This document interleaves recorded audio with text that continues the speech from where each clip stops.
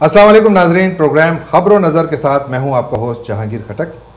नाजरीन, आज से हम प्रोग्रामों का एक नया सिलसिला शुरू कर रहे हैं जिसमें हम नॉर्थ अमेरिका में मुकीम पाकिस्तानी कम्युनिटी के मसाइल और अमेरिका और पाकिस्तान के हालात हाज़िरा पर बात किया करेंगे। ये प्रोग्राम आप हर इतवार की रात 8 बजे आज टीवी पर देख सकेंगे। हमें उम्मीद है कि आप इस शो को फॉलो करेंगे और हमें अपनी राय से आगाह करेंगे, और हमारी भी ये कोशिश होगी कि हम आपकी इस प्रोग्राम में ज़्यादा से ज़्यादा राय शामिल करें और आपकी रहनुमाई भी लें, और इस सिलसिले में गाहे बगाहे आपसे हम राब्ते में भी रहेंगे।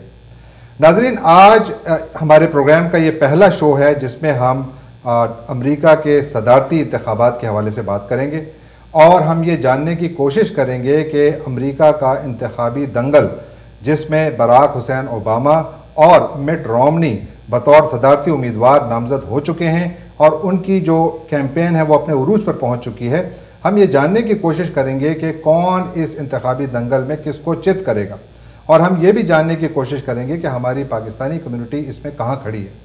इस पर गुफ्तगू करने के लिए आज मुझे दो मेहमान स्टूडियो में ज्वाइन कर रहे हैं। हमारे पहले मेहमान जनाब सैयद नसीम अख्तर साहब हैं। नसीम अख्तर साहब एक तज्ज़िया निगार हैं, अमेरिका की सियासत पर गहरी नज़र रखते हैं। आप इनकी तहरीरें अक्सर पाकिस्तानी अखबारात में देखते रहते हैं। हमारे दूसरे मेहमान जनाब सैयद असफर इमाम साहब हैं।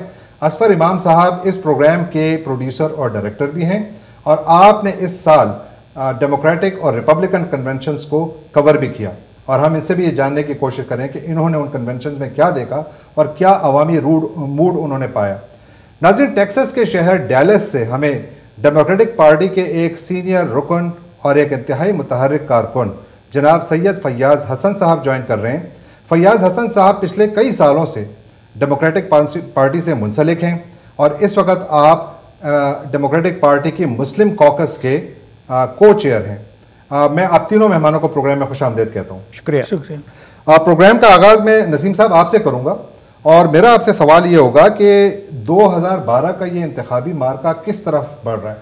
क्या आपको ये इंतखाबी मार्का यकतरफा नज़र आ रहा है या इसमें कोई कांटेदार मुकाबले की तवक्को है?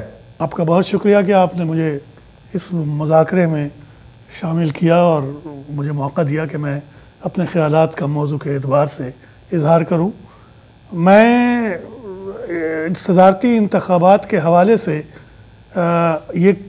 ये ऑब्वियस बात कहना चाहता हूँ, जो अब कोई पर्दा राज में रहने वाली बात नहीं है, बल्कि आम लोग जो मुशाहदा कर रहे हैं इस सदारती इंतखाबात का, वो अच्छी तरह जानते और समझते हैं कि ये मुकाबला कांटे का ही मुकाबला है। ये चीज़ उभर के सामने आ चुकी है। यकीनन इस इंतखाबी मुहिम के आगाज़ में जब रिपब्लिकन पार्टी के सदारती उम्मीदवार मिट रोमनी उन मरहलों से गुजर रहे थे जहां उनके ख़िलाफ़ ख़ुद उनकी पार्टी के उम्मीदवार उनसे मुखालफत करते थे और उनकी शख्सियत के कई पहलुओं को उजागर करते थे जिसके मनफी असरात पड़े, उस वक्त बराक ओबामा बहुत ज़्यादा नुमायाँ नज़र आते थे। लेकिन जैसे ही वो सिलसिला ख़त्म हुआ और वो हतमी उम्मीदवार बने अपनी पार्टी के, तो उन्होंने जद्दोजहद शुरू की, और मुझे ये तस्लीम करना पड़ता है और मेरा मुशाहदा भी बताता है कि जिस खैर व खूबी के साथ और जिस मेहनत व मशक्क़त और बेहतरीन सियासी बसीरत के साथ मिट रोमनी ने जद्दोजहद का आगाज़ किया, उसने उनको दिन ब दिन आगे बढ़ाया, यहाँ तक कि बराक ओबामा उनके करीब तर होते चले गए, और अब मामला ये है कि दोनों के दरमियान असल फासला बहुत कम रह गया है। ठीक है। एक बात मैं इसमें और भी कहना चाहूँगा कि इस कांटे के मुकाबले को मापने के 3 तरीक़े हैं। पहला तरीक़ा है कि ये फाइनेंशियली किसको कितनी कामयाबी हुई। दूसरा तरीक़ा है कि फाइनेंशियली कामयाबी मतलब कितनी पैसे उन्होंने रेज़ किए। जी, ठीक है। और फिर उसकी अददी हैसियत क्या है, और तीसरा ये कि अवामी रिएक्शन क्या है। तो आप सब जानते हैं कि बराक ओबामा अगरचे सदरनशी हैं और ऑफिशिएट कर रहे हैं अभी प्रेसिडेंटशिप को इस मुल्क के, लेकिन वो मिट रोमनी के मुकाबले में कलेक्शन उस कदर नहीं कर सके डोनेशन की जितनी के उन्होंने किया। वो तकरीबन 9% उनसे आगे। बिल्कुल ठीक है। दूसरी बात यह कि वो जो एक नया तरीका निकला है फाइनेंस करने का, जिसे आप सुपर पैक कहते हैं, उसमें भी बहुत हावी हैं मिट रोमनी। ठीक है, बिल्कुल ठीक है। और आदात के एतबार से सिटिंग प्रेसिडेंट होने के बावजूद اوباما کی مقبولیت میں ریز نہ کر پائے، لیکن اس کے اوپر میں دوبارہ آؤں گا اور یہ ایک کنٹینشس ایشو ہے. اور اوباما کی مقبولیت اور مٹ رومنی کی مقبولیت میں فاصلہ بمشکل 7 پوائنٹ کا ہے. جی ہاں بالکل 6-7 اور پوائنٹ کا سٹنگ پریزیڈنٹ اتنا قریب ہو جائے تو اس کے شکست کے امکانات بھی ہیں اور فتح کے امکانات. میں اسفر آپ کی طرف آؤں گا. آپ نے دونوں کنونشنز آپ نے کور کیے، وہاں پر آپ نے جو دونوں پارٹیوں کی ووٹر بیس ہے اس کے پیشن کو دیکھا، اور امریکہ میں ہم نے دیکھا، امریکہ کیا پوری دنیا میں جہاں بھی انتخابات ہوتے ہیں جب تک کہ ووٹر بیس متحرک نہ ہو، جب تک کہ ووٹر بیس انرجائز نہ ہو، اس وقت تک الیکشنز کے ریزلٹس اتنے زیادہ اچھے طریقے سے سامنے نہیں آتے ہیں. آپ کو کون سی ووٹر بیس زیادہ متحرک نظر آئی، پیشن نظر آیا، اور جو ڈیموکریٹک کنونشن یا ریپبلکن کنونشنز نے جو ایک انرجی پیدا کی ان کی پارٹیز میں، آپ کو کیا نظر آیا؟ دیکھیں میرے دونوں کنونشن میں جانے کا اتفاق ہوا، اور جو میں پہلے بتاؤں گا جو معاف کیجیے گا ٹیمپا میں جو کنونشن تھا ریپبلکنس پارٹی کا، وہاں مجھے اشرافیہ کا کنونشن نظر آیا، اور اس اشرافیہ میں بھی مجھے ایک واضح طور پہ 2 گروپ نظر آئے جو ایک دوسرے کے بڑے مخالف تھے. ران پال کے جو لوگ تھے وہ عملی طور پر انہوں نے پورے کنونشن ہال کے پورے ایریا کو گھیرا ہوا تھا، اور انہوں نے ان کے لوگ نعرہ لگا رہے تھے کہ ران پال پہ ایز اے پریزیڈنٹ آنا چاہیے، اور انہوں نے کنونشن ہال کے اندر تقریر کے دوران بھی کئی مواقع پہ انہوں نے اپنا اظہار کیا، اور بالکل واضح طور پہ نظر آ رہا تھا کہ یہ واضح طور پہ مٹ رومنی کے صدارتی امیدوار نامزد ہونے کے باوجود یہ سلسلہ چل رہا تھا کہ ان کے امیدوار ان کی مخالفتیں سامنے آ رہی تھیں. ایک اور بنیادی وجہ جو ہے ان کی مخالفت کی وہ ہے جنگ سے گریز کرنے کا. ران پال جو ہے وہ جنگ کے خلاف ہیں، جبکہ مٹ رومنی اور ان کے حامی جو ہیں وہ یہ سمجھتے ہیں کہ امریکہ کی پوری دنیا میں بالادستی کے قیام کے لیے امریکہ کو زیادہ پاورفل ہونا چاہیے، اس کو زیادہ وسائل اس کی آرمی کو دینی چاہیے، جدید وسائل فراہم کیے جانے چاہیے. ظاہر ہے اس کے نتیجے میں وسائل جب خرچ ہوں گے تو پھر وہ وسائل عوام کے ٹیکسز سے ہی جائیں گے. لیکن آپ کو وہ پیشن اسفر، آپ کو وہ پیشن نظر آیا؟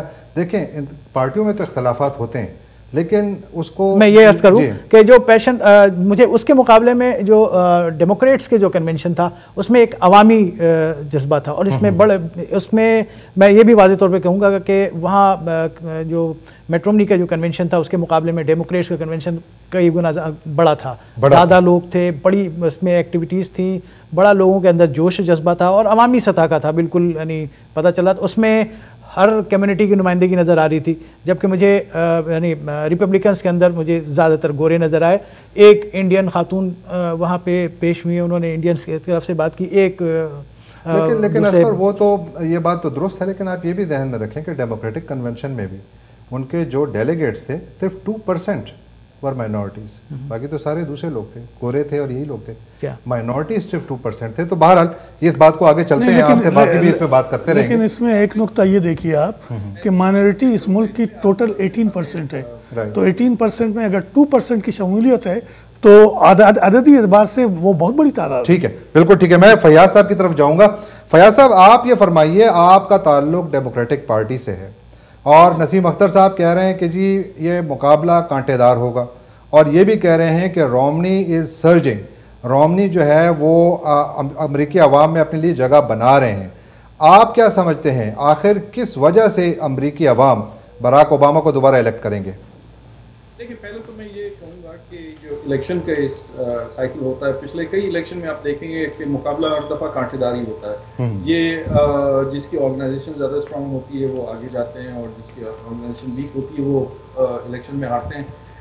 اس دفعہ جو جیسا اسفر صاحب نے کہا انتھوزیازم کا، اور جو براک اوباما کا جو ایک پاسا ہے کہ وہ لوگوں کو متحرک کر دیتے ہیں، اس کے ساتھ پھر بل کلنٹن بھی ہے اس میں ساتھ میں آئے، تو لوگ متحرک ہیں.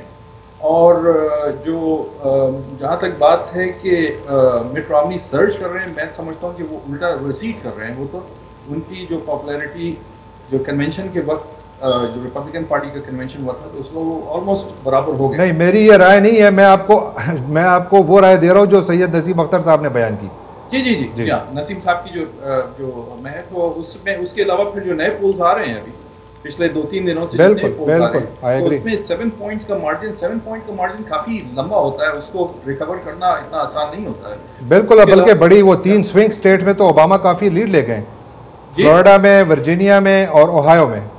जी हाँ, वर्जीनिया, ओहायो, फ्लोरिडा, उसके अलावा कोलोराडो में, यहाँ नेवाडा में, राइट।